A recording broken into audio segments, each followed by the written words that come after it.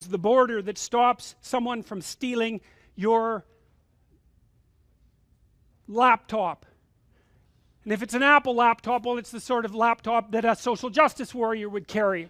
And then the social justice warrior is going to be very irritated if you happen to purloin their laptop. And then you might point out to them, you know, it's a border that protects you from having that thing taken. And they say, well, the border should be open. It's okay, man, no problem. You hand over that laptop right now. And everything else you own too. If you don't like borders, and you can get rid of the damn walls in your house, and you don't need doors on your bedroom either. And we can keep an eye on you whenever we want.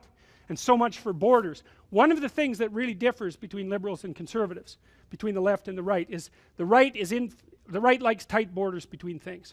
It's part of being conscientious at every level, conceptually, sexually, familially, provincially, nationally.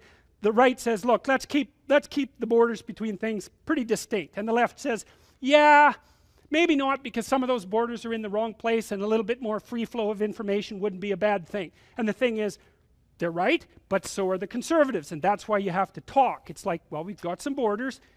That's a good thing.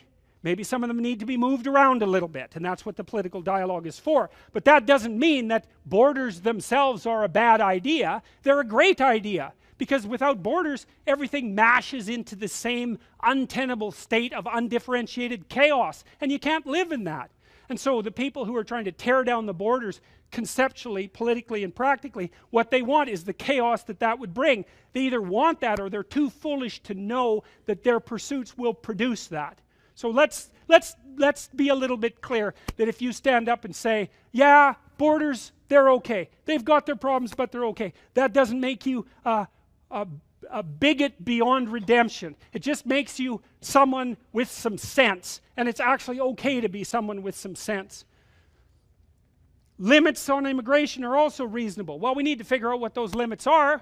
And that's what the bloody political dialogue is for. But the fact that it should be limited to some degree is also reasonable. Otherwise, why not just open the borders and let everybody come in? Well, the reason you don't do that is because a complex system cannot tolerate extensive transformation over too short a period of time. Now, you want immigrants to come in, especially if they're the sorts of immigrants who are likely to contribute properly to the success of your polity, and lots of immigrants do that. I mean, I think the vast majority, for example, of entrepreneurs in the United States come from the Indian subcontinent. So great, you know, bring them over. They're highly educated, they're extraordinarily productive, they make lots of new businesses, and then they pump money like mad back into India.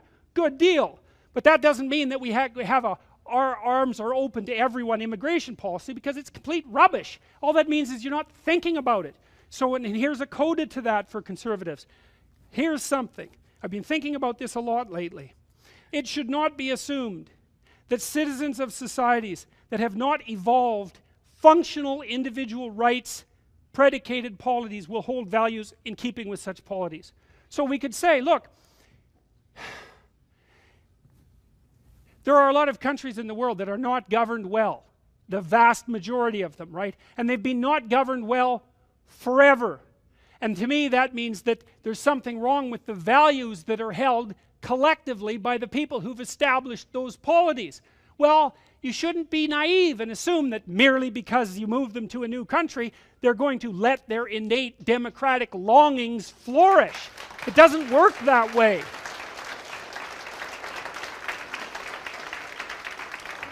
So if you stand up and say, look, you know, let's be a little cautious. Let's make sure that we don't transform our society so rapidly that we lose what we have. Let's be careful about that. That doesn't mean that you're a morally reprehensible demon. It just means that you're conservative, and it's a reasonable position to hold. So there's no sense in apologizing for it. Now, that doesn't mean you get to, like, hide your bigotry under a mask of moral virtue, you know. The discrimination issue is quite clear as far as I'm concerned, so that's associated with bigotry. If you have two people who are applying for a job, you should pick the one that's most qualified and not pay any attention to any of the other attributes of the person that have nothing to do with the job. Okay. Right. I think we figured that out in about 1965. Now, we're not doing it perfectly, you know, but it's not that much later than 1965, and our society, particularly in Canada, is pretty damn open. You can come in here, and if you work hard, and if you're fortunate, you don't get sick, and God smiles on you, so to speak, you can be successful. There's still prejudice, unreasonable prejudice and discrimination, but our society is not, as the radical egalitarian equity promoters have it, structurally racist, bigoted, and misogynistic. No. Not only that, just so you know, there was a recent review published, and I mean recent, 2017, looking at that damn literature on unconscious bias. And I knew the literature to begin with. There is no evidence that unconscious bias can be measured properly, not reliably. There's also no evidence whatsoever that if you do measure it, and you can't very well, that it does any better job of predicting actual, say, bias and prejudice than just tests of attitude. So the notion that our culture is somehow structurally misogynistic and racist, and the reason for that is because of the unconscious bias of the monsters who are running it is well, maybe it's not wrong, but I can tell you one thing about it. It is not a scientifically justifiable proposition, and that's what it's being passed off as. And I place that firmly at the feet of the social psychologists, which social psychology happens to be a fairly corrupt discipline, by the way, and the people who invented the implicit association test, which measures unconscious bias, because they have not come out publicly to the degree that they should have and said, our test, which was for experimental purposes, is being misused politically. You know, your damn judges now, because of federal fiat, have to undergo mandatory unconscious bias retraining before they can sit on the bench.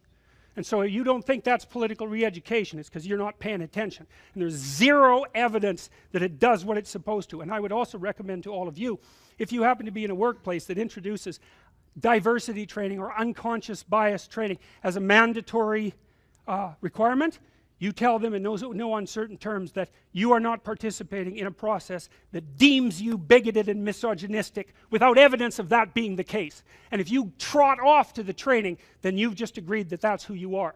And believe me, once you've agreed to that, man, you'll be agreeing to a bunch of things you don't want to agree soon afterwards. So it's time just to put a stop